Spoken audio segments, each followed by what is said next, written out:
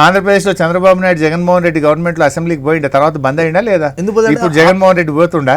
So ప్రతి పార్టీకి ఒక స్ట్రాటజీ ఉంటుంది. It is not that assembly రాకపోవడం స్ట్రాటజీ చెప్పదలుచుకున్నారా? ప్రతి పార్టీకి ఒక స్ట్రాటజీ ఉంటుంది. ఎప్పుడు రావాలో, ఎలా దిమ్మె తిరిగేటట్టు కొట్టాలో కొడతారు. ఇప్పుడు మేము అసెంబ్లీలో ఎంత అద్భుతంగా కాంగ్రెస్ పార్టీని ప్రజల పక్షాన ప్రశ్నించాం. మేము అడిగిన ఒక్కదానికన్నా సమాధానం చెప్పిందా? 7 లక్షల కోట్లు అని చెప్పి మా మీద బురద జల్లే ప్రయత్నం చేస్తే నిండు శాసనసభలో ఇది 4,17,000 కోట్లు మాత్రమే. 10 ఏళ్ల బీఆర్ఎస్ పాలనలో జరిగింది 4,17. ఇందులో తప్పుంటే ఇప్పుడే ఇక్కడే చెప్పండి, అడగండి, నేను సమాధానం చెప్తాను. అసెంబ్లీలో చెప్పాను. ఇవాళ అదే కాంగ్రెస్ పార్టీ ఒక ఏడాది కాలంలో 1,47,000 కోట్లు అప్పు చేసిందని లెక్కలతో సహా, నేను ఆధారాలతో సహా పెట్టి కాంగ్రెస్ పార్టీ నోరు మూయించాం కదా. అంటే ఏడాదికి మేము 41,000 కోట్ల అప్పు చేస్తే కాంగ్రెస్ 1,47,000 కోట్ల అప్పు చేసింది. ఇది మేము అసెంబ్లీలో కొట్లాడినాం. అసెంబ్లీలో ఇరిగేషన్ మీద వైట్ పేపర్ పెడితే ఎన్ని తప్పులున్నాయో కూడా వెతికి పెట్టి కాంగ్రెస్ పార్టీ నోరు మూయించాం. సో ఇట్లా ప్రతిపక్షంగా కాంగ్రెస్ పార్టీని అద్భుతంగా బీఆర్ఎస్ పార్టీ పోరాటం చేసింది. ఆటో డ్రైవర్లు ఆత్మహత్య చేసుకుంటే మేము ఒకరోజు ఆటో డ్రైవర్ల పక్షాన అడ్జర్న్మెంట్ మోషన్ ఇచ్చి పోరాడినాము. అదేవిధంగా అదానీ రేవంత్ రెడ్డి అక్రమ సంబంధాలను శాసనసభ వేదికగా ఎండగడితే మా ఒత్తిడికి 100 కోట్ల రూపాయల చెక్కు వాపసు ఇవ్వాల్సిన పరిస్థితి రేవంత్ రెడ్డికి మేము తీసుకొచ్చాము. అదేవిధంగా రైతు భరోసా ఎందుకు ఇవ్వని మేము ఒత్తిడి తెస్తే వానకాలం ఎగ్గొట్టిండు. కనీసం యాసంగి కన్నా 6,000 ఇస్తా అని ముందుకు వచ్చిందంటే దాని వెనుక బీఆర్ఎస్ పార్టీ యొక్క ప్రయత్నం ఉంది. లగచర్ల రైతుల విషయంలో మేము గట్టిగా ఒత్తిడి తెచ్చి ఇలా పోరాడితే దెబ్బకు ఫార్మాసిటీ రద్దు చేసుకొని అది ఫార్మా కాదు ఇండస్ట్రియల్ అన్నాడు అంటే అది బీఆర్ఎస్ పార్టీ బయట అసెంబ్లీలో పోరాటం వల్లనే అది జరిగిందనేటువంటి విషయం గుర్తుపెట్టుకోవాలి. అంటే ఇవాళ ప్రజల పక్షాన హైడ్రా అడ్డగోలుగా కూల్చివేసి యాక్ట్ లేకుండా, చట్టం లేకుండా బీభత్సం చేస్తే బీఆర్ఎస్ పార్టీ పోరాటం వల్ల హైడ్రా వెనక్కు తగ్గిందా లేదా? దానికి చట్టం తెచ్చి ఇక ముందు పర్మిషన్లు ఉన్నాయి కూలగొట్టం, ఇక కొత్త గట్టేటియే కూలగొట్టం అనే పరిస్థితి ఎందుకు వచ్చింది? పేదలను బీఆర్ఎస్ పార్టీ పోరాటం వల్ల అనుమతి ఉన్న ఇండ్లు, పేదల ఇండ్లు కూల్చకుండా ఇవాళ బీఆర్ఎస్ పార్టీ ఇవాళ హైదరాబాద్లో పేద ప్రజల్ని కాపాడింది. కానీ వాళ్ళకి ఎట్లా ఉంది సార్ అంటే కేటీఆర్, హరీష్ మీరు ప్రెస్ నోట్లో పోటీ పడుతున్నారు, ట్వీట్లో పోటీ పడుతున్నారు, అసెంబ్లీలో మీరు పోటీ పడుతున్నారు. కేసీఆర్ను మీరు పక్కన పెట్టినారా లేకుంటే కేసీఆర్ మిమ్మల్ని ఎంకరేజ్ చేస్తున్నారా? ఏంది ఎవరికి అర్థం కావట్లేదు. కేసీఆర్ గారు ఇప్పుడే చెప్పిన, చాలా స్పష్టంగా చెప్పినారు. నేను ఒక సీనియర్ నాయకుడిగా, రాష్ట్రాన్ని సాధించిన నాయకుడిగా, ఈ రాష్ట్రాన్ని 10 ఏళ్ళు ముఖ్యమంత్రిగా అద్భుతంగా నడిపినటువంటి నాయకుడిగా కొత్త ప్రభుత్వానికి నేను సమయం ఇవ్వాలనుకున్నాను.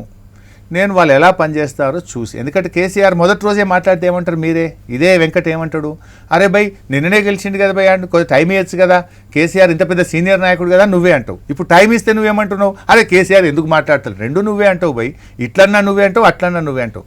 సో ఆయన ఒక సీనియర్ నాయకుడికి ఆయన టైం ఇచ్చిండు, ఈ విల్ స్పీక్. ఇప్పుడు అంతెందుకు మీకు ఆ మధ్య నీళ్లు రాక వరంగల్ జిల్లాలో పంటలు ఎండిపోతే కేసీఆర్ గారు స్వయంగా ప్రతిపక్ష నాయకుడిగా పంట పొలాలు చూడడానికి వెళ్ళి రైతుల పక్షాన ప్రభుత్వం మీద ఒత్తిడి పెట్టిండు.